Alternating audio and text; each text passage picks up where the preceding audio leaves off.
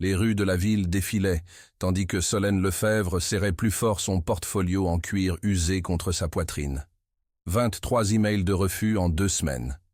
Les chiffres dansaient de façon moqueuse dans son esprit, alors qu'elle était assise sur un banc au parc de la Tête d'Or, regardant les joggeurs passer avec cette énergie insouciante qu'elle n'avait pas ressentie depuis des mois.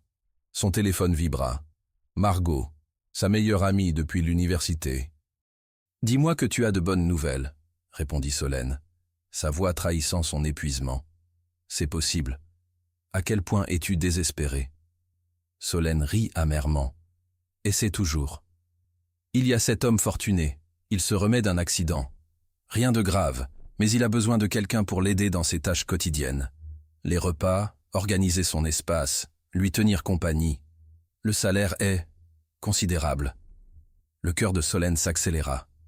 C'est quoi le piège? Pas de piège, juste. Ça commence ce soir, à l'hôtel Carlton, suite au dernier étage. Le prestigieux Carlton. Solène était passée devant une centaine de fois, n'imaginant jamais qu'elle y entrerait un jour. « Margot, je ne connais rien aux soins. Tu n'as pas besoin de savoir. Il a juste besoin de quelqu'un de présent, quelqu'un de gentil. C'est littéralement toi. » Solène fixa les refus encore ouverts sur l'écran de son ordinateur portable. Son loyer était dû dans 5 jours.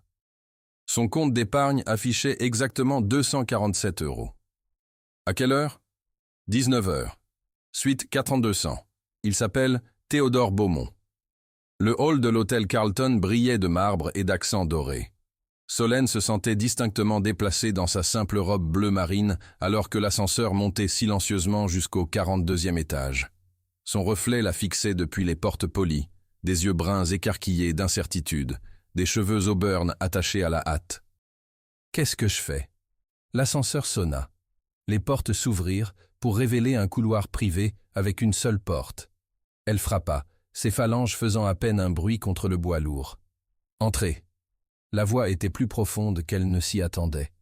Cultivée mais chaleureuse. Solène poussa la porte et entra dans un monde de luxe discret. Des fenêtres du sol au plafond révélaient les lumières scintillantes de Lyon. Mais son attention se fixa immédiatement sur l'homme assis près de la fenêtre, cheveux bruns légèrement ébouriffés, mâchoire ciselée, portant une chemise anthracite coûteuse qui ne faisait rien pour cacher sa carrure athlétique malgré la blessure qui l'avait amené ici. Théodore Beaumont leva les yeux et Solène sentit son souffle se bloquer. Il n'était pas du tout ce qu'elle avait imaginé. Il ne pouvait pas avoir plus de 35 ans. Et ses yeux gris possédaient une intensité qui la faisait se sentir simultanément vue et exposée. « Tu n'es pas ce que j'attendais, » dit-il, une pointe d'amusement jouant sur ses lèvres. « Solène s'éclaircit la gorge. « Je pourrais dire la même chose. » Il désigna la chaise face à lui. « Margot m'a dit que tu avais besoin de travail. J'ai besoin d'aide. Ça semble assez simple. Qu'est-ce qui vous est arrivé exactement ?» La question lui échappa avant qu'elle puisse la retenir. Accident de ski. J'ai déchiré des muscles dans mon dos et mon épaule. Rien de permanent. Juste gênant. Il bougea légèrement, et elle surprit la brève grimace qu'il essayait de cacher. Les médecins disent que je serai remis dans quelques semaines avec du repos et des soins appropriés. Et tu as choisi un hôtel plutôt que ta maison? Trop d'escaliers, trop de souvenirs. Quelque chose passa sur son expression. Du chagrin peut-être, ou du regret. Ici, c'est simple, contenu. Ils parlèrent pendant plus d'1 heure. Il posa des questions sur son parcours. Diplôme en littérature, sa recherche d'emploi infructueuse, ses rêves de travailler dans l'édition. Elle l'interrogea sur ses affaires, développement immobilier commercial, bien qu'il le décrivît avec un tel humour pince sans rire qu'elle se surprit à rire malgré sa nervosité. « Tu n'es pas comme les autres, » dit soudain Théodore, son regard fixé sur elle avec une attention déconcertante. « Les autres? Les infirmières? Les assistantes?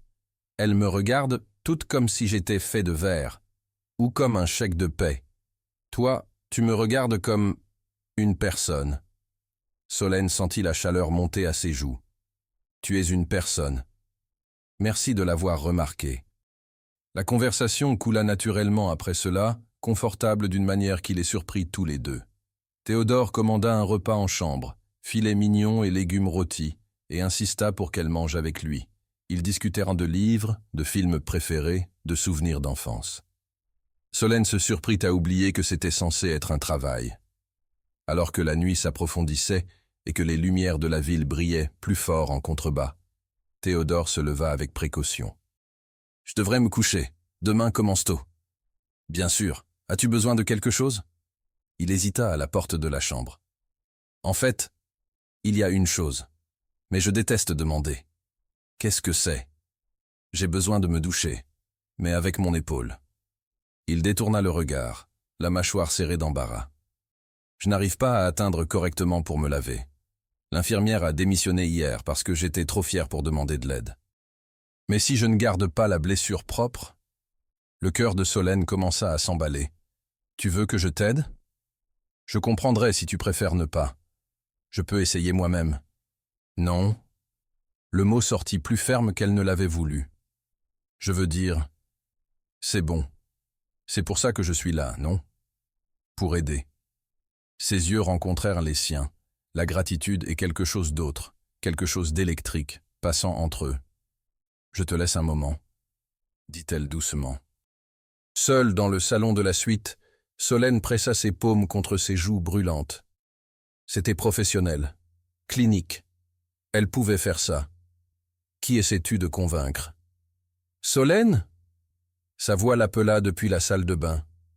Elle se leva, lissa sa robe et marcha vers le bruit de l'eau qui coulait et tout ce qui attendait au-delà de cette porte. La main de Solène tremblait légèrement alors qu'elle atteignait la poignée de la porte de la salle de bain. Le son de l'eau cascadant contre le carrelage résonnait à travers l'ouverture, et avec lui vint une vague de vapeur qui caressa sa peau au moment où elle entra. La salle de bain était immense, tout en marbre blanc et chrome élégant. À travers le verre dépoli de la douche, elle pouvait distinguer la silhouette de Théodore, délibérément tournée pour lui donner un moment pour se ressaisir. « Je suis là, » dit-elle, sa voix à peine audible par-dessus l'eau. « Merci. » Sa voix était tendue, contrôlée. « Il y a un gant de toilette sur le comptoir, et je m'excuse d'avance pour la gêne que ça va être. » Malgré son cœur qui battait la chamade, Solène sourit. « On va survivre. » Elle retroussa ses manches, attrapa le gant doux et s'approcha de la douche. La porte vitrée était légèrement entr'ouverte, une invitation et une reddition. Elle pouvait le voir plus clairement maintenant. L'eau ruisselant sur ses larges épaules, son dos marqué par des ecchymoses sombres le long de son côté droit et de son omoplate, là où la blessure s'était produite. « Dis-moi où ça fait le plus mal, » dit-elle, s'approchant davantage, la vapeur l'enveloppant complètement maintenant. « L'épaule, et le long de ma colonne vertébrale ici. » Il fit un geste prudent. « Je ne peux pas me tordre sans douleur. » Solène mouilla le gant, ajouta du savon, et avec un souffle pour se stabiliser, tendit la main. Au moment où sa main entra en contact avec sa peau, ils se figèrent tous les deux. « Est-ce que ça va ?» murmura-t-elle. « Oui. » Le mot sortit rauque, presque étranglé. Elle travaillait avec soin, méthodiquement, ses mouvements doux autour des zones blessées. Mais il était impossible d'ignorer l'intimité du moment, la chaleur de sa peau sous ses doigts, la façon dont sa respiration changeait quand elle touchait certains endroits, la vulnérabilité profonde de laisser quelqu'un te voir ainsi. « Tu as une cicatrice » remarqua-t-elle, ses doigts traçant une fine ligne le long de ses côtes. « Une vieille blessure ?»« Accident d'escalade. J'avais 22 ans et je me croyais invincible. » Il tourna légèrement la tête, sans vraiment la regarder. Il s'est avéré que la gravité n'était pas d'accord. Tu aimes vivre dangereusement. J'aime vivre pleinement. Il y a une différence. Solène continua à lui laver le dos, ses mouvements gagnant en assurance. La gêne se dissolvait en quelque chose d'autre, quelque chose qui ressemblait moins à un devoir et plus à une connexion. « À ton tour, » dit Théodore doucement. « Quoi ?» Il se retourna lentement, prudemment, jusqu'à ce qu'ils soient face à face. L'eau coulait entre eux maintenant, et Solène prit soudain conscience qu'elle était encore complètement habillée, ses manches trempées, ses cheveux humidifiés par la vapeur. « Je peux atteindre le devant, dit-il, mais j'ai besoin que tu me passes des choses, pour m'assurer que je ne glisse pas. » Leurs yeux se verrouillèrent. Son regard gris tenait le sien, avec une intensité qui lui fit oublier de respirer. Elle lui tendit le gant, leurs doigts se frôlant dans l'échange. Solène. « Oui ? Pourquoi as-tu vraiment pris ce travail ? La vérité. » Elle aurait pu mentir, aurait dû mentir, mais quelque chose dans ce moment, en lui, exigeait l'honnêteté. « Parce que je me noie, admit-elle. Pas littéralement, mais financièrement, émotionnellement. J'ai l'impression de garder à peine la tête hors de l'eau. Et quand Margot a appelé, c'était comme si quelqu'un m'avait lancé une bouée de sauvetage. » Théodore hocha lentement la tête, la compréhension passant sur ses traits. « Et maintenant ? » ?»« Maintenant, je suis debout sous une douche avec un inconnu qui ne ressemble pas du tout à un inconnu et je n'ai aucune idée de ce que je fais. » Un sourire tira sur ses lèvres, le premier vrai sourire qu'elle voyait de lui. « Pour ce que ça vaut, moi non plus. » L'eau continuait son rythme régulier. La vapeur tourbillonnait autour d'eux comme un univers privé. Solène tendit la main, s'appuyant contre son épaule valide alors qu'il se rinçait. « Tu trembles, » observa-t-il. L'eau est froide. Menteuse. Mais sa voix était douce, presque tendre. Tu devrais reculer avant d'être complètement trempée. Elle devrait. Elle devrait absolument. Au lieu de cela, elle se retrouva à s'approcher. Théodore. Je sais. Il leva sa bonne main, hésitant à quelques centimètres de son visage. C'est compliqué. Extrêmement. Tu travailles pour moi. Techniquement, oui. On s'est rencontrés il y a quelques heures. J'en suis consciente. Et pourtant, son pouce effleura sa joue, des gouttelettes d'eau se mêlant au geste. Je n'arrive pas à m'empêcher de penser que j'ai attendu toute ma vie de rencontrer quelqu'un qui me regarde comme tu le fais. La respiration de Solène se bloqua. Comment est-ce que je te regarde ? Comme si tu voyais au-delà de tout ça. Il fit un geste vague vers le luxe qui les entourait. Au-delà de l'argent, du succès, de l'image. Tu vois, moi. Ah, peut-être parce que c'est tout ce que j'ai vu depuis que je suis entré. La distance entre eux s'évapora. La main de Théodore enveloppa maintenant complètement son visage, ses yeux cherchant les siens pour une permission, une confirmation que cette folie était mutuelle. « Dis-moi d'arrêter, » murmura-t-il.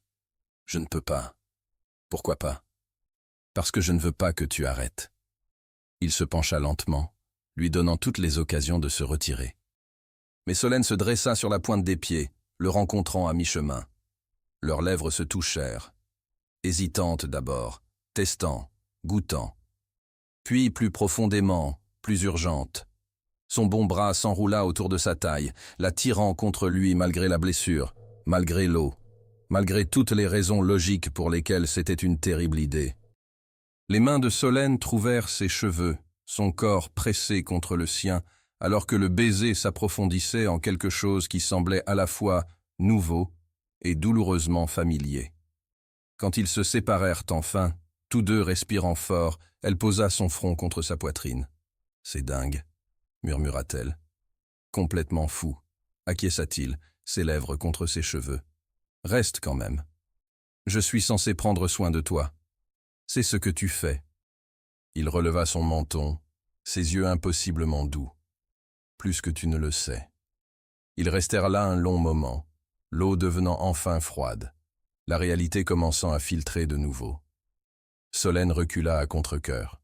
« Tu devrais te sécher avant d'attraper froid, » dit-elle, essayant d'insuffler un semblant de professionnalisme dans sa voix. « Et toi, tu devrais enlever ces vêtements mouillés. » La suggestion resta suspendue dans l'air, chargée d'implications. Solène sentit ses joues s'enflammer. « J'ai un peignoir que tu peux porter pendant qu'il sèche, » ajouta rapidement Théodore, lisant son expression. « Je te promets que je suis capable d'être un gentleman, occasionnellement. » Elle rit, brisant la tension. « Je te prends au mot. » 20 minutes plus tard, Solène émergea de la salle de bain d'amis vêtue d'un peignoir d'hôtel surdimensionné. sa robe suspendue sur le porte-serviette chauffant pour sécher. Théodore était dans le salon, vêtu d'un pantalon de pyjama confortable et d'un t-shirt, bougeant prudemment alors qu'il s'installait sur le canapé. « Ça fait mal ?» demanda-t-elle, s'asseyant à côté de lui, proche, mais sans vraiment le toucher. « Seulement quand je fais des choses stupides, comme attirer de belles femmes sous les douches. Je pense que c'est moi qui ai attiré. On peut en débattre plus tard. » Il tendit la main pour prendre la sienne, entrelaçant leurs doigts avec un naturel qui démentait le peu de temps qu'ils se connaissaient. « Solène, j'ai besoin d'être honnête sur quelque chose. » Son cœur fit un bond. « D'accord. Je ne fais pas ça. Les connexions, les émotions, laisser entrer les gens. J'ai construit des murs si hauts que j'avais oublié ce que ça faisait de vouloir qu'ils tombent. » Il regarda leurs mains jointes. « Et puis tu as franchi ma porte et chacun de ces murs s'est juste écroulé. » Théodore, je ne te demande rien. Je sais que c'est compliqué. Mais j'ai besoin que tu saches que ce qu'il y a entre nous, c'est réel pour moi. Terriblement réel. Solène serra sa main. C'est réel pour moi aussi. C'est ce qui me fait peur. Pourquoi ? Parce que dans quelques semaines, tu vas guérir. Tu vas retourner à ta vie, ta vraie vie. Et moi, je vais retourner au chômage et aux galères. Ça, elle fit un geste entre eux. C'est beau, mais c'est aussi temporaire. Théodore se tourna pour lui faire face complètement, grimaçant légèrement mais déterminé. Et si ça n'avait pas à l'être ? Qu'est-ce que tu veux dire ? Je dis que je ne sais pas ce que demain nous réserve. Mais je sais que je veux que tu en fasses partie. Et le jour d'après. Et celui d'après encore. Ses yeux gris tenaient les siens avec une certitude inébranlable. Reste avec moi, Solène, pas comme employé. Comme ce que ça devient. La ville scintillait au-delà des fenêtres, 1000 possibilités s'étalant sous eux. Solène regarda cet homme qui était apparu dans sa vie comme un tourbillon, bouleversant tout ce qu'elle croyait savoir sur elle-même. « D'accord, » murmura-t-elle. « D'accord, je reste. On comprendra le reste au fur et à mesure. » Le sourire de Théodore était radieux, transformant tout son visage. Il l'attira plus près, faisant attention à sa blessure, et embrassa son front, ses joues, enfin ses lèvres. Doux et plein de promesses. « La meilleure décision que j'ai prise depuis des années, » murmura-t-il contre sa bouche. « M'engager ? Tomber amoureux de toi. » Ils restèrent ainsi, enveloppés dans les bras l'un de l'autre, tandis que la nuit s'approfondissait autour d'eux. Deux âmes perdues qui avaient trouvé exactement ce dont elles avaient besoin, là où elles s'attendaient le moins à chercher. Solène se réveilla dans une chaleur inhabituelle et l'odeur d'un cologne coûteuse mêlée à quelque chose d'uniquement Théodore. Ses yeux s'ouvrirent pour la trouver nichée contre sa poitrine, son bon bras enroulé fermement autour de sa taille. La lumière du soleil entrait à flots par les fenêtres du sol au plafond, peignant la suite de teintes dorées. Ils avaient parlé jusqu'à 3 heures du matin, de tout et de rien. De son enfance dans le Connecticut, élevée par des nounous tandis que ses parents construisaient leur empire. De sa mère à elle qui avait travaillé 3 emplois pour la faire passer à l'université. De rêves différés et de moments de doute. Et quelque part entre confession et rire, ils s'étaient endormis sur le canapé surdimensionné, ni l'un ni l'autre ne voulant briser le charme en suggérant des lits séparés. « Tu es réveillé !» La voix de Théodore gronda sous son oreille, encore rauque de sommeil. « Comment tu as su ?» Ta respiration a changé. Ses doigts traçaient des cercles paresseux sur son épaule. « Comment tu te sens ?» Solène considéra la question honnêtement. Elle aurait dû se sentir incertaine, téméraire peut-être. Au lieu de cela, elle se sentait inexplicablement bien. Comme si j'étais exactement là où je suis censé être. Ce qui est soit la chose la plus romantique que j'ai jamais vécue, soit la plus folle. Ça ne peut pas être les deux ? Elle leva la tête pour le regarder. Ses cheveux étaient ébouriffés, ses yeux gris plus doux dans la lumière du matin, et il y avait une vulnérabilité dans son expression qui lui serrait le cœur. « Ton épaule, est-ce que je t'ai fait mal en dormant comme ça ? Ça valait le coup, dit-il simplement. même si je devrais probablement bouger avant de regretter ma galanterie. Ils se démêlèrent avec précaution, Solène l'aidant à s'asseoir. Il bougeait avec moins de raideur qu'hier, remarqua-t-elle, même s'il favorisait toujours son côté droit. « Petit déjeuner ?» proposa-t-elle. « Je pourrais commander le room service. Ou tu pourrais me laisser t'emmener quelque part. Tu es censé te reposer. Je suis enfermé dans cette suite depuis 4 jours. Je vais perdre la tête si je fixe ces murs plus longtemps. » Il se leva, tendant sa bonne main vers elle. « En plus, je veux te voir à la lumière du jour. La vraie lumière du soleil, pas filtrée par les fenêtres d'un hôtel. » Solène hésita. Sa robe de la veille était sèche, mais froissée. « Je n'ai pas exactement... Il y a une boutique en bas, je t'offre. Considère ça comme faisant partie de ton package d'emploi.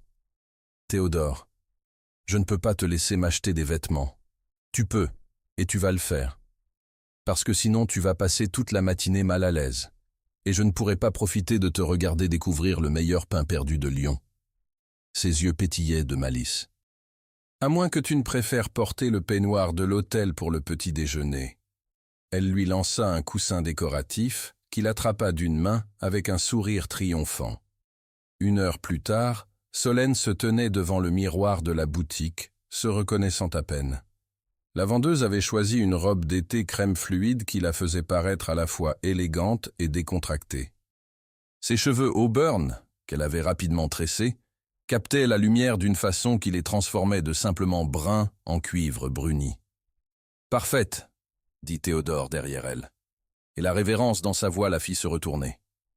Il s'était changé aussi. Chemise blanche boutonnée impeccable, manches roulées jusqu'au coude, jean foncé qui lui allait de façon qui devrait être illégale. Le décontracté lui allait mieux que les chemises coûteuses d'hier. Il avait l'air moins d'un millionnaire intouchable et plus d'un homme avec qui elle pourrait vraiment construire quelque chose de réel. « Tu te mets bien aussi », réussit-elle à dire. « On fait une belle paire. » Il offrit son bras. « Prête ?»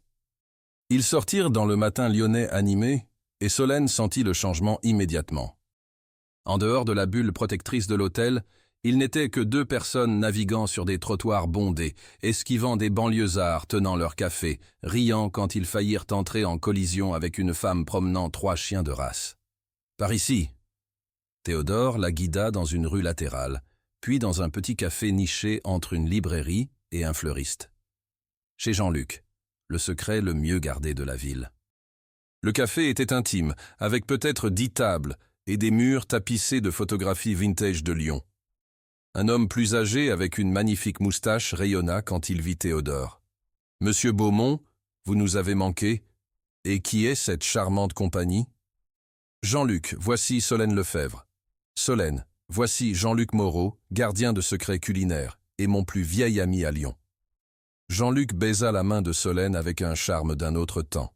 « Tout ami de Théodore et de la famille ici. Venez, j'ai la table parfaite. » Il les mena à un coin avec vue sur la rue. La lumière du matin filtrait à travers des rideaux vaporeux, et l'odeur du pain frais et de la cannelle fit gargouiller l'estomac de Solène de façon audible. « Faim ?»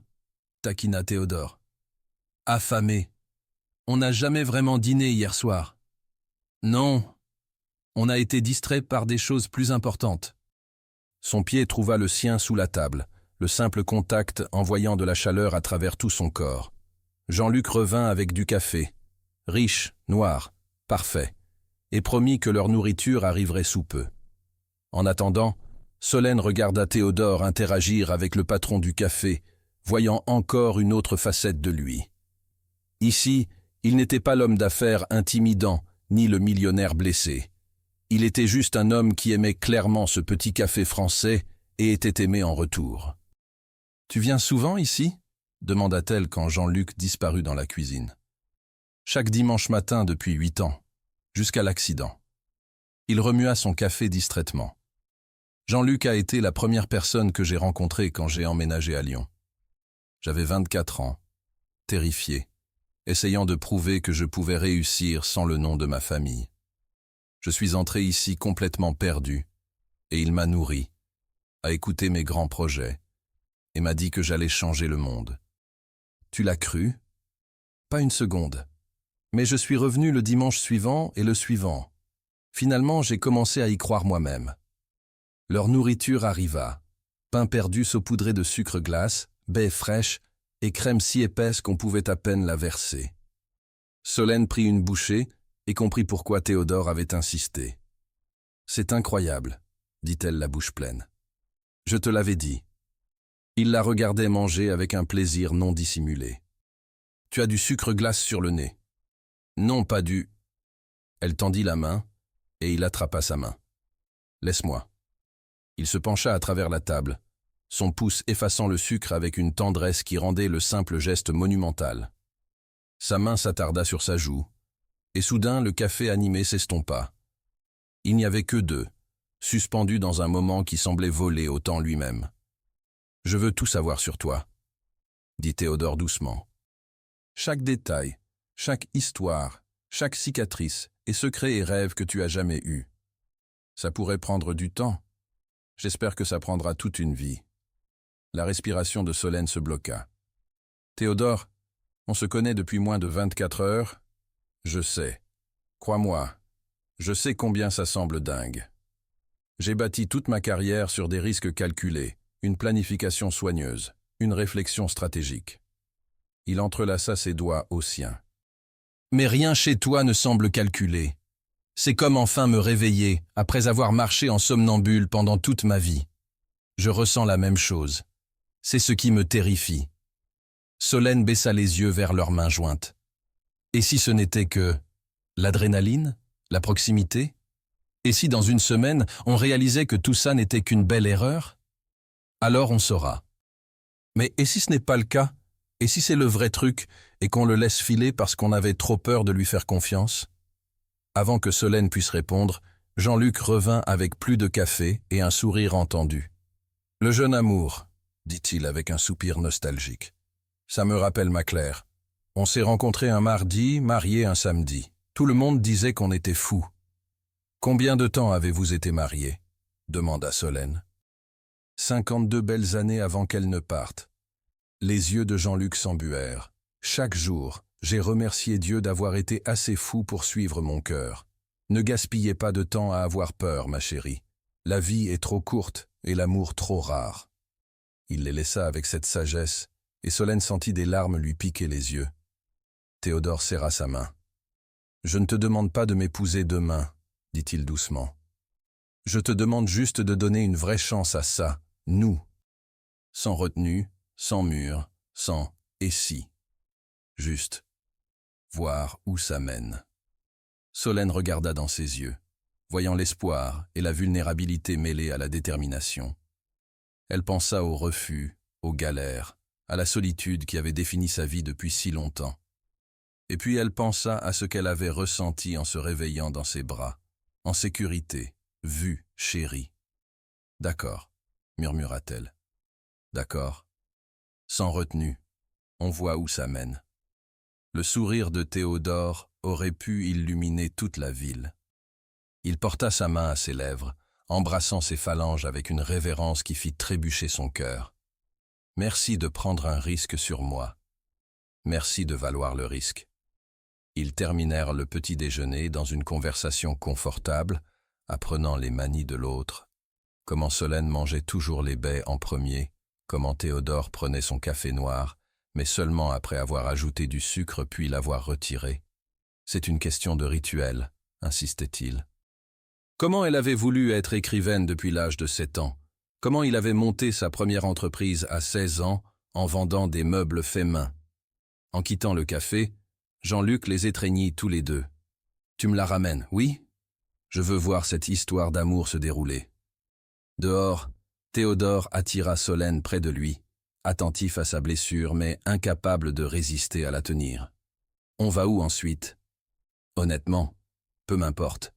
N'importe où avec toi semble parfait. » Ils marchèrent dans la ville main dans la main, deux âmes qui s'étaient trouvées contre toute attente, ne sachant ni l'un ni l'autre que leur plus grand défi et leur plus grande joie les attendaient encore. Les 3 jours suivants se fondirent en un brouillard de découvertes et de connexions grandissantes. Solène avait emménagé ses quelques affaires dans la suite, une décision qui semblait à la fois téméraire et inévitable. Chaque matin, ils se réveillaient entrelacés, et chaque soir, ils s'endormaient en pleine conversation, incapables d'arrêter de s'apprendre l'un l'autre. Mardi après-midi les trouva dans le salon de la suite, Solène recroquevillée avec un livre tandis que Théodore travaillait sur son ordinateur portable, ses exercices de rééducation terminés pour la journée. La domesticité de tout cela aurait dû sembler étrange, mais au lieu de ça, c'était comme rentrer à la maison. « Parle-moi de ta famille », dit soudain Solène, baissant son livre. Les doigts de Théodore se figèrent sur le clavier. « Qu'est-ce que tu veux savoir ?»« Tout. Tu as mentionné tes parents, mais tu ne parles jamais vraiment d'eux. » Il ferma son ordinateur lentement, son expression se fermant d'une façon qu'elle avait appris à reconnaître comme un signe qu'il rassemblait ses pensées. « Mon père, Philippe Beaumont, a construit Beaumont Développement à partir de rien. Ma mère, Dominique, vient de l'argent ancien, le genre qui fait paraître l'argent nouveau comme de la monnaie de poche. Ils se sont mariés par stratégie, pas par amour. Ça a l'air solitaire. Ça l'était. Pour eux. Pour moi. » Il se leva, se déplaçant vers la fenêtre, lui tournant le dos. « J'ai été élevé par une rotation de nounous, expédié en pension à 8 ans, préparé à reprendre l'entreprise depuis le moment où j'ai pu comprendre ce que cela signifiait.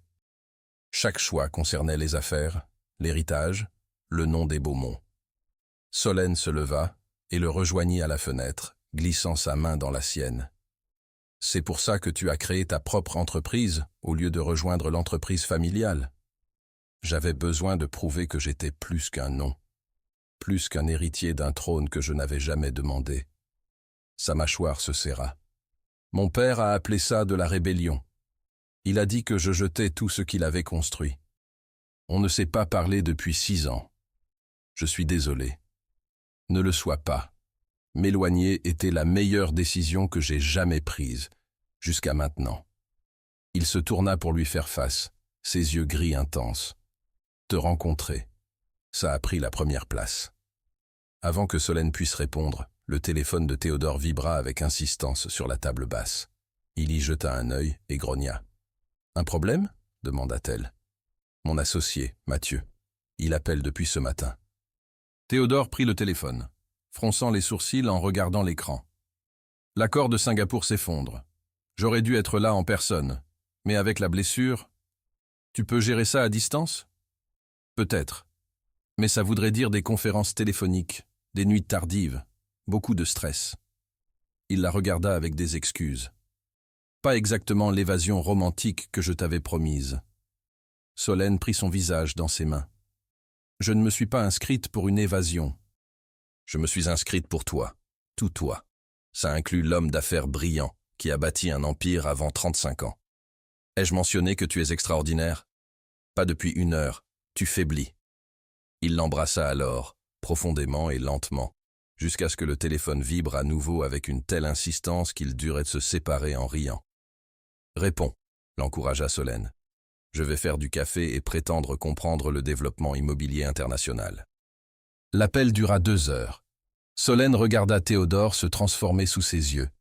L'homme détendu et vulnérable qu'elle apprenait à connaître, se muant en quelqu'un de commandant, stratégique, brillant. Il arpentait malgré sa blessure, gesticulant de son bon bras, parlant en mandarin à un moment, ce qui la laissa stupéfaite. « Tu parles mandarin ?» demanda-t-elle quand il raccrocha enfin. « Mandarin, français, espagnol et japonais passable. L'immobilier est un jeu mondial. » Il s'effondra sur le canapé avec un gémissement. « Et apparemment, Singapour veut renégocier tout ce qu'on avait déjà convenu. Qu'est-ce que tu vas faire ? M'y rendre moi-même dès que le médecin m'autorise. Ce qui ne sera pas avant au moins 1 semaine. » Il se frotta le visage avec la main. « Mathieu peut les retenir, mais tu aimes avoir le contrôle. » « C'est si évident ?» Solène s'assit à côté de lui, attirant sa tête sur ses genoux et passant ses doigts dans ses cheveux. « Et si tu faisais confiance à quelqu'un d'autre pour gérer ? Vraiment confiance ? J'ai construit cette entreprise sur le fait d'être présent, d'être sur le terrain. Déléguer donne l'impression d'abandonner. Ou ça donne l'impression d'avoir foi dans les gens que tu as embauchés. Tu as choisi Mathieu pour une raison, non ?» Théodore ferma les yeux, se relaxant sous son toucher. Il est brillant. Diplômé premier de sa promotion à HEC, a conclu 3 accords impossibles l'année dernière. J'ai totalement confiance en lui. Alors, laisse-le prouver pourquoi tu lui fais confiance. Et s'il a besoin de toi, tu es juste à un coup de fil. Quand es-tu devenu si sage? Je suis au chômage depuis des mois. J'ai eu plein de temps pour développer des perspectives philosophiques en mangeant des nouilles instantanées. Elle traça la ligne de sa mâchoire. En plus, peut-être que cette blessure essaie de t'apprendre quelque chose. Comme quoi? Que tu n'as plus à tout porter tout seul. Les mots restèrent suspendus entre eux, chargés d'une signification qui n'avait rien à voir avec les accords commerciaux. Théodore ouvrit les yeux, la regardant avec une expression si tendre que son cœur se serra. J'ai été seul si longtemps que j'avais oublié ce que ça faisait d'avoir quelqu'un dans mon camp. Eh bien, habitue-toi. Je ne vais nulle part. Il l'attira pour un baiser qui commença doucement, mais s'approfondit rapidement en quelque chose de plus urgent. Sa bonne main s'emmêla dans ses cheveux, alors qu'elle se déplaçait pour le chevaucher prudemment, attentive à sa blessure.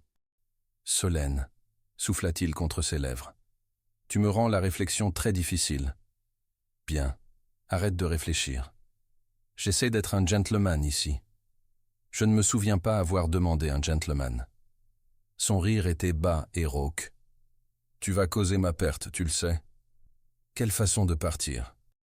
Ils se perdirent alors l'un dans l'autre, le soleil de l'après-midi peignant des motifs sur leur peau, tandis qu'ils exploraient ce que signifiait vraiment se connecter à une autre personne, pas seulement physiquement, mais émotionnellement, spirituellement. Chaque toucher était une révélation, chaque baiser, une promesse. Des heures plus tard, alors que le crépuscule peignait le ciel de nuances de violet et d'or, ils restaient enlacés sur le canapé, partageant le genre de silence qui ne vient que lorsque les mots ne sont plus nécessaires. « J'ai besoin de te dire quelque chose », dit finalement Théodore, ses doigts dessinant des motifs sur son épaule. Le cœur de Solène fit un bond. Ça semble sinistre. Pas sinistre, juste important. Il bougea pour voir son visage. J'ai été avec d'autres femmes. Des relations, si on peut les appeler ainsi. Mais elles restaient toujours en surface. De belles personnes disant de belles choses, aucun de nous vraiment présent. Théodore, laisse-moi finir. Avec toi, tout est différent. Quand tu me regardes, je me sens vu d'une manière que je n'ai jamais connue. Quand tu me touches, je le sens partout. Et quand tu ris, il sourit doucement. Quand tu ris, je me sens capable de conquérir le monde juste pour l'entendre encore. Des larmes piquèrent les yeux de Solène. Je n'ai jamais ressenti ça pour personne. Je n'ai jamais cru que je pourrais. Je pensais que l'amour était quelque chose de calme et prudent, quelque chose qu'on construit lentement sur des années. Mais ça, elle fit un geste entre eux. Ça ressemble à être frappé par la foudre. Dans le bon sens? Dans le meilleur sens, et le plus terrifiant. Parce que ça pourrait faire mal. Parce que ça compte déjà tellement. Parce que te perdre briserait quelque chose en moi dont je ne connaissais même pas l'existence avant de te rencontrer. Théodore l'attira plus près, embrassant son front avec une tendresse infinie. Alors on ne perdra pas ça. On ne se perdra pas l'un l'autre. Comment peux-tu en être si sûr? Parce que j'ai passé toute ma vie à calculer des probabilités et gérer des risques. Et toi, Solène Lefebvre, tu es le meilleur pari que j'ai jamais fait. Ils restèrent ainsi tandis que la nuit tombait complètement, les lumières de la ville scintillant en contrebas comme des étoiles terrestres. Ni l'un ni l'autre ne remarqua quand le téléphone de Théodore vibra à nouveau, ou quand le menu du room service fut glissé sous la porte, ou quand le reste du monde continua de tourner sans eux. À ce moment, enveloppés dans les bras l'un de l'autre, ils avaient tout ce dont ils avaient besoin. Le lendemain matin, Solène se réveilla dans un lit vide, avec le son de la voix de Théodore depuis le salon. Elle s'enveloppa dans sa chemise, c'était devenu sa chose préférée à porter, et sortit à pas feutrés pour le trouver au téléphone encore. Mais cette fois, il souriait. « C'est parfait, Mathieu. Je savais que tu pouvais gérer ça. Non, je suis sérieux. Tu as fait exactement ce qu'il fallait.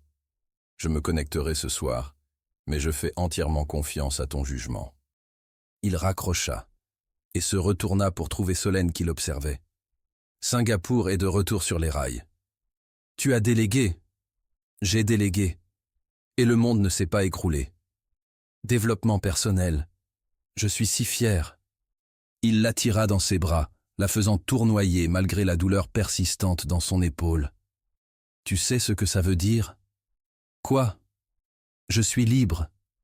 Pour le reste de la semaine, je suis complètement, totalement libre de ne me concentrer sur rien d'autre que toi. Rien d'autre que moi? Ça ressemble à beaucoup de pression? Tu penses pouvoir gérer? Solène l'embrassa lentement, en profondeur, jusqu'à ce qu'ils soient tous deux à bout de souffle. Je pense pouvoir m'en sortir. Le reste de la journée se déroula comme un rêve. Ils commandèrent le petit déjeuner au lit, croissants frais et fruits, café qui avait meilleur goût parce qu'ils le buvaient ensemble. Ils parlèrent de livres et découvrirent qu'ils aimaient tous deux le même recueil de poésie obscure. Ils rirent à en avoir mal aux côtes quand Théodore essaya d'apprendre à Solène quelques bases de mandarin et qu'elle lui dit accidentellement que son visage ressemblait à une tortue confuse. « J'ai définitivement dit que tu étais beau », protesta-t-elle. « Non, tu as dit que mon visage avait la sagesse d'une tortue confuse. » Complètement différent. Alors que le soir approchait, le téléphone de Théodore sonna une fois de plus. Cette fois, tout son corps se tendit quand il vit l'identifiant de l'appelant. « C'est qui ?» demanda Solène. « Ma mère. » Il fixait le téléphone comme s'il allait exploser. « Elle n'appelle jamais sauf si... » « Sauf si quoi ? Sauf si elle veut quelque chose. Ou qu'elle a entendu quelque chose qu'elle désapprouve. Tu n'es pas obligé de répondre. » Mais Théodore acceptait déjà l'appel, son expression se muant en quelque chose de neutre et gardé que Solène n'avait jamais vu. « Mère, que puis-je faire pour toi ?» Même de l'autre côté de la pièce, Solène pouvait entendre la voix pincée et aristocratique à l'autre bout. « Théodore, chéri, j'ai entendu la rumeur la plus étrange. Quelque chose sur toi qui t'installe dans un hôtel avec une inconnue. Elle s'appelle Solène, coupa Théodore, sa voix glaciale. Et ce n'est pas une inconnue. Elle est extraordinaire. Le cœur de Solène se serra devant le ton protecteur de sa voix. Oh, c'est sérieux alors. Théodore, vraiment, tu sais comment ces choses font parler. Une femme que tu connais à peine, vivant dans ta suite d'hôtel. Les gens vont jaser. Qu'ils jasent. Ton père n'approuvera pas. Depuis quand je me soucie de ce que père approuve? Il y eut une longue pause. J'organise un gala de charité samedi prochain, au domaine. J'attends que tu y assistes. Seul. Nous pourrons discuter de cette situation en adulte. J'y serai, mais Solène vient avec moi. Elle fait partie de ma vie maintenant, et quiconque veut être dans ma vie doit l'accepter. Une autre pause, plus longue cette fois. Nous te verrons samedi alors. Ne sois pas en retard. L'appel se termina. Théodore resta figé, la mâchoire si serrée que Solène craignit qu'il ne se casse une dent. « Eh » dit-elle doucement, traversant la pièce jusqu'à lui. « Regarde-moi. » Il le fit, et la vulnérabilité dans ses yeux lui brisa le cœur. « Tu n'as pas à te battre contre ta famille pour moi, » dit-elle. « Je sais combien la famille peut être compliquée. Ils ont besoin de savoir que tu ne vas nulle part, que je ne vais nulle part. Ça, c'est réel, Solène. Et je ne vais pas le cacher ou m'en excuser. Un gala de charité au domaine de ta famille, ça a l'air intimidant. Ça le sera. Ma mère va juger tout chez toi. Mon père reconnaîtra à peine ton existence. Et leurs amis vont cancaner comme si c'était un sport olympique. » Il prit son visage dans ses mains. Mais je serai juste à côté de toi tout le temps. On les affrontera ensemble. Ensemble, répéta Solène, le mot ressemblant à la fois à une promesse et à une bouée de sauvetage. Ensemble, confirma Théodore, scellant le tout d'un baiser. Alors qu'ils se tenaient là, se tenant l'un l'autre contre les tempêtes à venir, aucun ne réalisait que le gala allait tout changer, d'une façon que ni l'un ni l'autre ne pouvaient prédire. Le samedi arriva avec le poids de l'inévitabilité.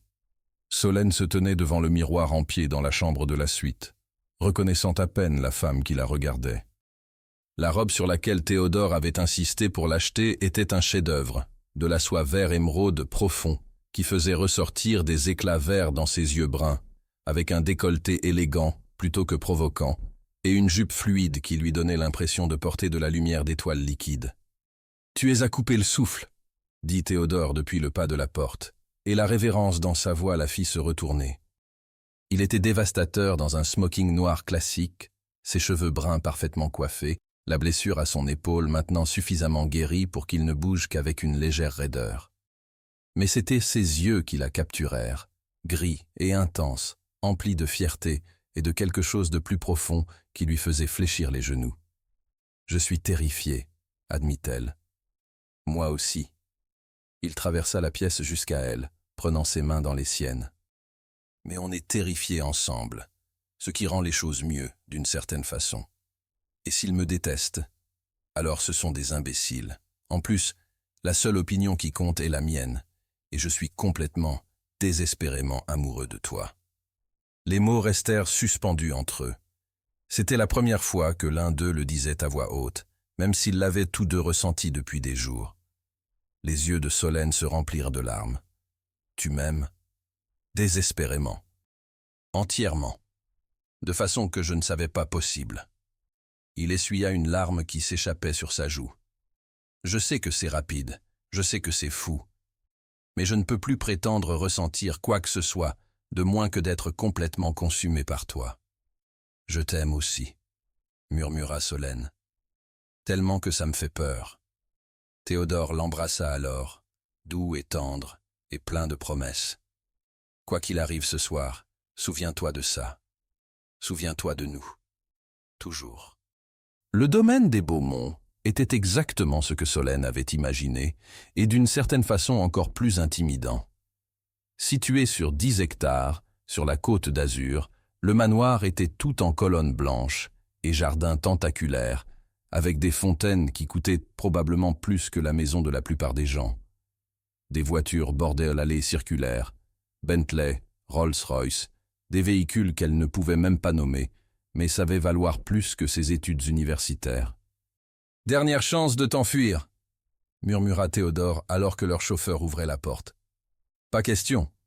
Tu es coincé avec moi. » Ils entrèrent par d'immenses portes en chêne dans un hall d'entrée qui aurait pu abriter un petit village. Des lustres en cristal projetaient une lumière prismatique sur des sols en marbre. Des femmes en robes de créateurs et couvertes de bijoux s'embrassèrent dans l'air tandis que des hommes en smoking discutaient de portefeuilles boursiers et de handicaps de golf. « Théodore !» Une grande femme en bleu nuit s'approcha d'eux, ses cheveux blonds arrangés en un chignon élaboré, son sourire chaleureux mais évaluateur. « Tu as réussi à venir. »« Mère !» La voix de Théodore était soigneusement neutre. « Voici Solène Lefebvre. Solène, ma mère. Dominique Beaumont. » Les yeux bleus de Dominique passèrent sur Solène avec la précision d'un joaillier examinant une pierre douteuse. « Mademoiselle Lefebvre, comme c'est inattendu. »« Madame Beaumont, merci de m'accueillir. Votre maison est magnifique. Elle est dans ma famille depuis 4 générations.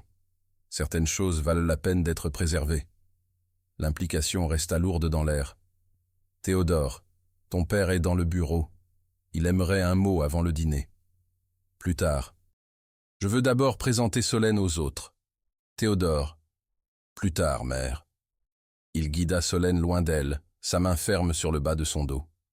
Une fois hors de portée de voix, il libéra un souffle qu'il avait retenu.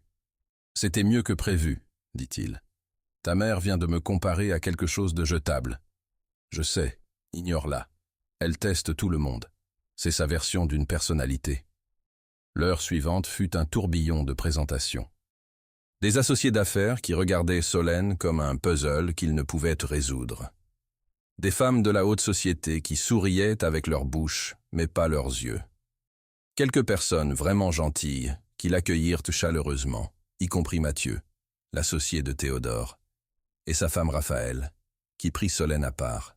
« Ne les laisse pas t'intimider, » dit Raphaël, ses yeux sombres bienveillants. La moitié de ces gens ont hérité leur fortune et passent leur vie terrifiés que quelqu'un réalise qu'ils n'ont jamais vraiment accompli quoi que ce soit. Le fait que tu les aies troublés rien qu'en existant signifie que tu gagnes déjà. Je ne veux troubler personne.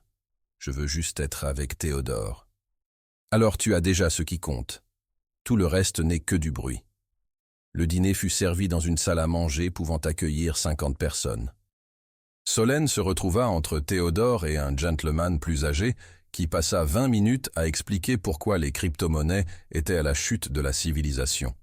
De l'autre côté de la table, Dominique tenait court, son rire musical et parfaitement chronométré. En bout de table siégeait Philippe Beaumont, cheveux argentés, visage sévère, et si semblable à Théodore que c'en était troublant. « Alors, mademoiselle Lefebvre, dit soudain Philippe, sa voix coupant à travers la conversation ambiante. « Que faites-vous dans la vie ?» La table devint silencieuse. Solène sentit chaque regard se tourner vers elle. « Je suis actuellement entre deux postes, » dit-elle calmement.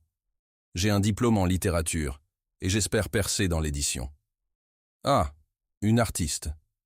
Il fit sonner cela comme une insulte. « Théodore, j'espère que tu ne t'adonnes plus à ces poursuites créatives. » L'intelligence et la passion de Solène sont deux des nombreuses raisons pour lesquelles je l'admire, dit Théodore, sa voix dangereusement calme. Contrairement à certaines personnes, elle construit quelque chose de significatif plutôt que de vivre sur des privilèges hérités. La température dans la pièce chuta de 20 degrés. La fourchette de Dominique claqua contre son assiette. « Théodore Beaumont, ça suffit ?»« Non, mère, ce n'est pas assez. J'ai passé des années à écouter des insultes voilées et des commentaires passifs-agressifs. J'en ai fini. » Il se tourna pour faire face à son père. « Solène me rend heureux. Elle me voit. Pas le nom Beaumont ou le compte en banque. Et si vous ne pouvez pas respecter ça, si vous ne pouvez même pas essayer d'être civil envers la femme que j'aime, alors je n'ai pas besoin d'être ici. Tu l'aimes ?» Les sourcils de Philippe se levèrent. « Tu la connais depuis, quoi, une semaine ? 10 jours. Les 10 meilleurs jours de ma vie. C'est absurde. Tu jettes tout pour une lubie. Je choisis le bonheur plutôt que l'obligation. Quelque chose que tu n'as jamais compris. » Théodore se leva, tendant la main à Solène. « On s'en va. » Mais avant que Solène puisse prendre sa main, Dominique parla, sa voix tranchante comme du cristal taillé. « Si tu franchis cette porte, n'espère pas être le bienvenu à nouveau. Nous avons notre réputation à considérer. Alors, considérez-la. » Théodore aida Solène à se lever. « Solène est ma famille maintenant. Si vous ne pouvez pas l'accepter, alors nous n'avons plus rien à nous dire. » Ils sortirent ensemble, le silence derrière eux assourdissant. Ce ne fut qu'une fois dans la voiture que Solène sentit son calme craquer. « Théodore, tu viens de brûler tous les ponts. »« Je me suis libéré, » corrigea-t-il, l'attirant dans ses bras. Ils avaient le contrôle sur moi depuis 35 ans. Ils décidaient quelles écoles je fréquentais, quels amis étaient acceptables, quelle carrière je devais suivre. Mais ils ne décident pas qui j'aime. Ça, c'est à moi. Tu es à moi. Je suis tellement désolé. Ne le sois pas. J'aurais dû faire ça il y a des années. » Il embrassa son front, ses joues, enfin ses lèvres. « Tu es la meilleure chose qui me soit jamais arrivée, Solène. Je ne vais pas te perdre, parce que mes parents sont trop aveugles pour voir ce que je vois. » Le trajet de retour vers la ville fut silencieux, tous deux digérant ce qui venait de se passer. Mais quand ils atteignirent la suite de l'hôtel, quand la porte se ferma derrière eux et qu'ils furent enfin seuls, quelque chose changea. Théodore prit le visage de Solène dans ses mains, ses yeux gris scrutant les siens avec une intensité qui lui coupa le souffle. « Je pensais ce que j'ai dit. Tu es ma famille maintenant. Tu es ma maison. Théodore, je sais que c'est rapide. Je sais que chaque partie logique de mon cerveau hurle que c'est trop tôt. Mais Solène, j'ai passé toute ma vie à être logique, à être prudent, à jouer la sécurité. Et j'ai été malheureux. » Il tomba à genoux, et le cœur de Solène s'arrêta. « Je n'ai pas de bague. Je n'avais pas prévu ça. Mais je ne peux pas attendre une seconde de plus pour te poser la seule question qui compte. Oh mon Dieu. Solène Lefebvre, veux-tu m'épouser? Veux-tu prendre un risque sur cette chose folle, impossible, absolument parfaite que nous avons trouvée? Veux-tu me laisser passer le reste de ma vie à prouver que l'amour n'a pas besoin d'être lent pour être réel ?» Des larmes ruisselaient sur le visage de Solène. Chaque pensée rationnelle lui disait que c'était de la folie. Ils se connaissaient depuis moins de 2 semaines. Ils venaient de mondes complètement différents. Les chances étaient incroyablement contre eux. Mais quand elle regarda dans les yeux de Théodore, quand elle sentit la certitude absolue qui irradiait de lui, tous ses doutes s'évaporèrent comme la brume matinale. « Oui, » murmura-t-elle. « Oui, oui, 1000 fois oui. » Théodore se releva d'un bond, la soulevant et la faisant tournoyer tandis qu'elle riait et pleurait simultanément. Il l'embrassa profondément, entièrement, versant chaque once d'amour et de promesse et d'espoir dans la connexion entre eux. Les yeux de Solène se remplirent de larmes. « Comment ai-je eu autant de chance? Je suis pratiquement sûr que c'est moi le chanceux. Je me noyais dans mon propre succès, entouré de gens qui ne voyaient que ce que je pouvais leur donner, faisant les gestes d'une vie qui semblait parfaite mais se sentait vide. Et puis tu as franchi cette porte. » Il fit un geste vers l'entrée de la suite, et tout a changé. Tu m'as sauvé, Solène. On s'est sauvés l'un l'autre. Alors demain, on rend ça officiel. Le samedi matin se leva clair et lumineux, le genre de parfait jour d'automne qui semblait spécialement commandé pour les nouveaux départs. Solène se réveilla seule. Théodore avait insisté pour passer la nuit chez Mathieu et Raphaël, disant que certaines traditions valaient en la peine d'être gardées, même dans leurs romances non conventionnelles. Raphaël arriva à 9 heures avec du café, des viennoiseries et une housse à vêtements qu'elle accrocha soigneusement dans le placard. « Tu n'étais pas obligé de faire ça !» protesta Solène, bien que son cœur se gonflât devant le geste. « Tu plaisantes? Quand le meilleur ami de mon mari tombe follement amoureux et décide de se marier une semaine plus tard, je suis totalement impliqué. » Raphaël lui tendit un café. En plus, chaque marié mérite de se sentir spécial. Même les mariés qui pensent qu'une simple cérémonie au palais de justice suffit. On voulait que ce soit intime. Et ça le sera. Juste nous, Mathieu, Jean-Luc et l'officiant que Théodore a trouvé. Mais intime ne veut pas dire que tu ne peux pas être absolument sublime.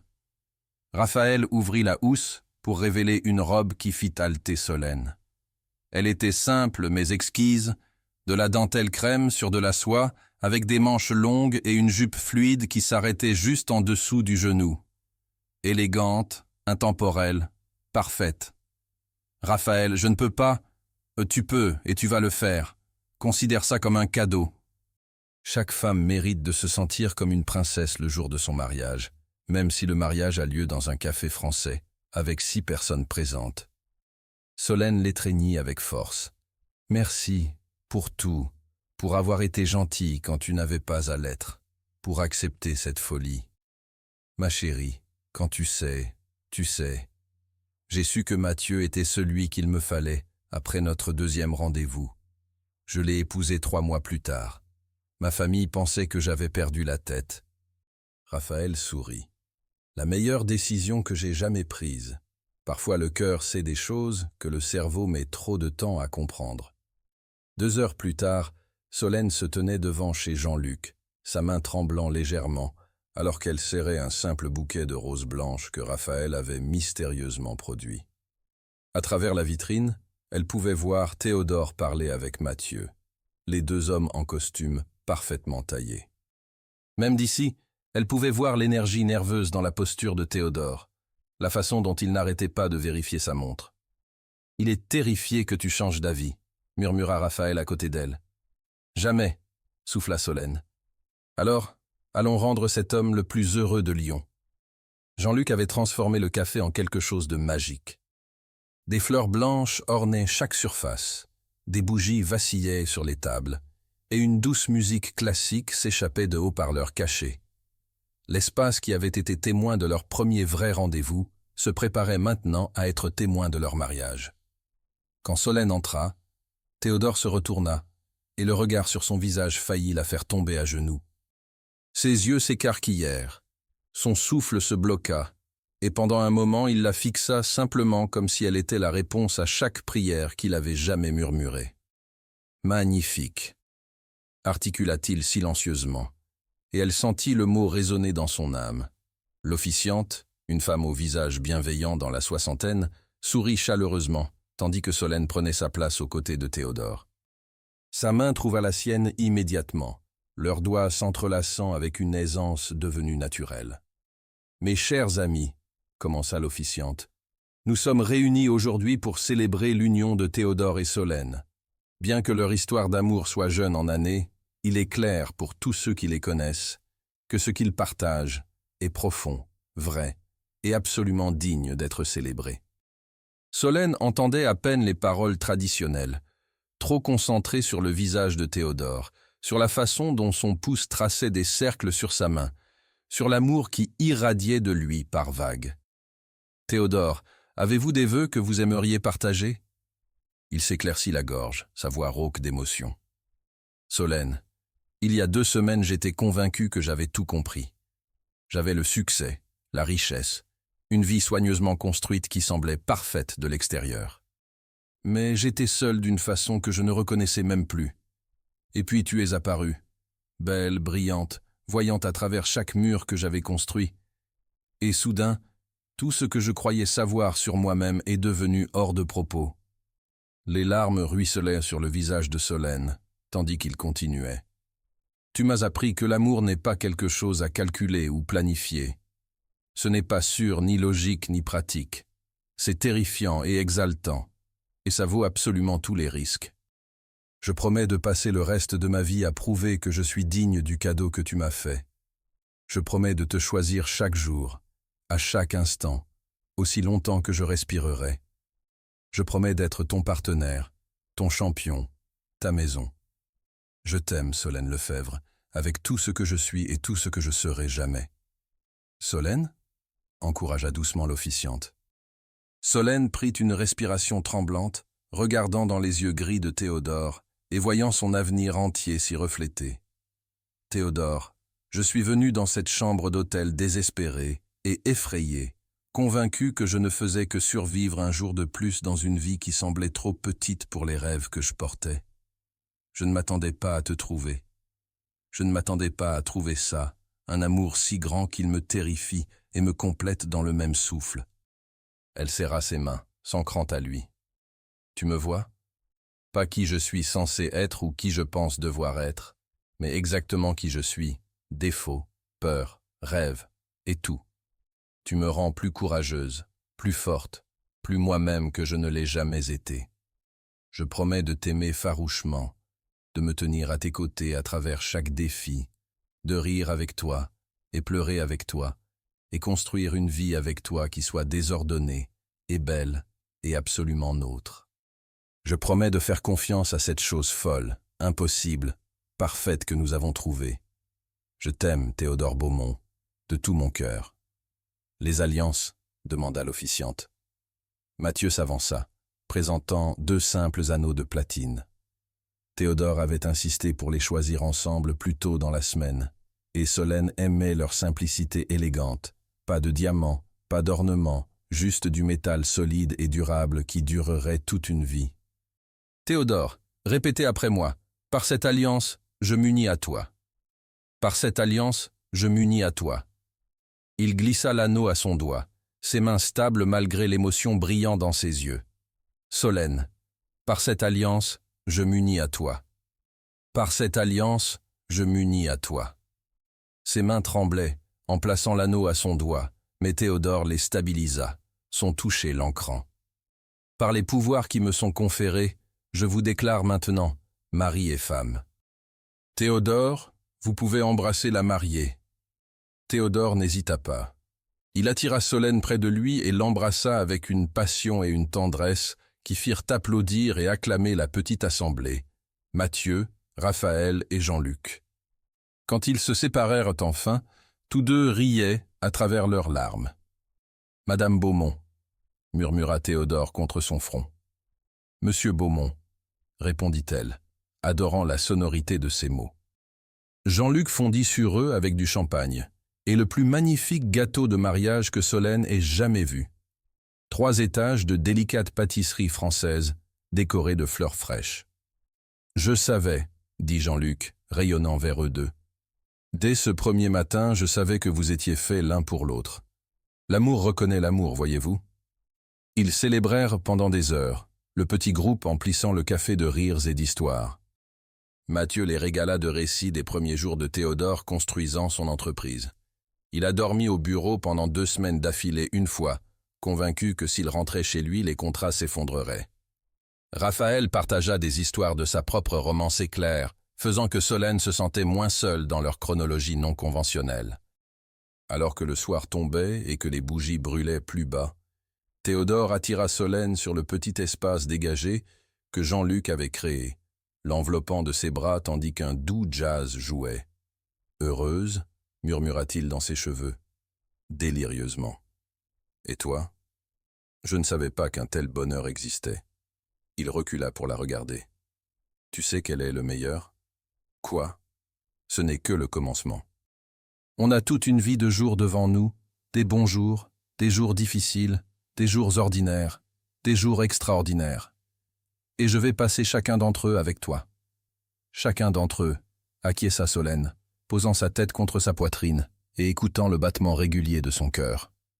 Plus tard ce soir-là, de retour dans la suite d'hôtels qui était devenue leur sanctuaire, Théodore porta Solène par-dessus le seuil, malgré ses protestations rieuses. « Tu vas te faire mal à l'épaule. Mon épaule va très bien, et les traditions sont les traditions. » Il la posa doucement au milieu du salon, la ville s'étalant devant eux, à travers les immenses fenêtres. « En plus, j'attendais de faire ça depuis que je t'ai demandé en mariage. » Solène enleva ses chaussures, l'élégante robe bruissant autour de ses jambes tandis qu'elle se déplaçait vers la fenêtre. « C'est étrange, non ?